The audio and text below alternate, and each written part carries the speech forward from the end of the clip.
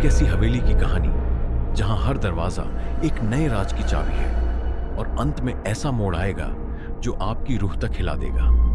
क्या आप सच्चाई का सामना करने को तैयार हैं? काली हवेली का रहस्य। राजपुर गांव के पास एक पुरानी टूटी फूटी हवेली थी।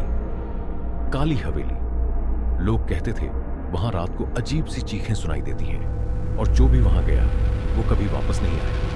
एक दिन शहर से 4 दोस्त अर्जुन, सीमा, विक्रम और रिया गांव घूमने आए। सीमा को पुरानी जगह पसंद थी तो उसने सबको हवेली की ओर चलने को कहा। गांव वालों ने मना किया लेकिन युवाओं ने उसकी बात नहीं मानी। हवेली के अंदर घुसते ही उन्हें सन्नाटा और ठंडक का एहसास हुआ। दीवारों पर खून के छींटे जैसे निशान थे।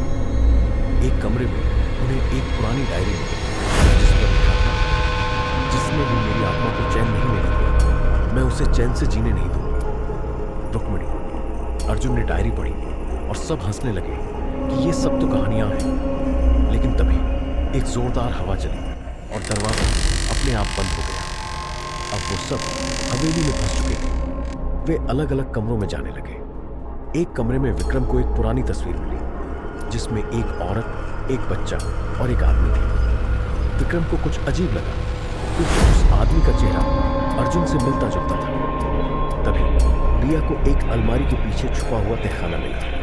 नीचे जाने पर उन्होंने देखा कि वहां कंकालों की कतारें थी और दीवारों पर खून से लिखा था, उसने वादा तोड़ा, अब सब भुगतेंगे। रिया ने तहखाने की एक दीवार पर कुछ उकेरा हुआ देखा। रुक्मिणी, अर्जुन कपूर की पत्नी, 1912। अब सब चौंक गए। अर्जुन बोला, ये नाम तो मेरे दादा का है।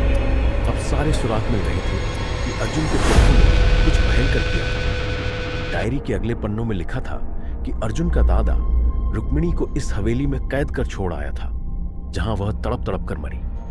तभी से उसकी आत्मा बदला ले रही है। अब रात के 12 बज चुके थे।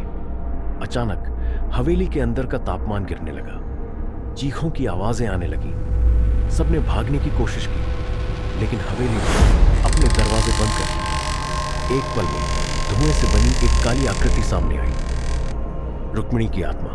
उसने कहा, जिसकी वजह से मेरी मौत हुई उसका वंश मिटाना मेरा संकल्प है। अर्जुन ने हाथ जोड़ ली।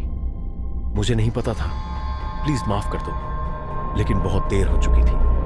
अचानक रुक्मिणी की आत्मा ने जोरदार चीख के साथ अर्जुन की ओर झपटना दिया और वो हवा में उड़ा और छत से टकराकर वहीं गिर पड़ा मृत। जैसे ही अर्जुन की मौत हुई हवेली के दरवाजे अपने आप खुल गए। सीमा, रिया और विक्रम भागकर बाहर निकले। अब भी अगर कोई हवेली के पास जाता है तो अर्जुन की चीखें सुनाई देती हैं और कोई नहीं जानता अगला शिकार कौन होगा।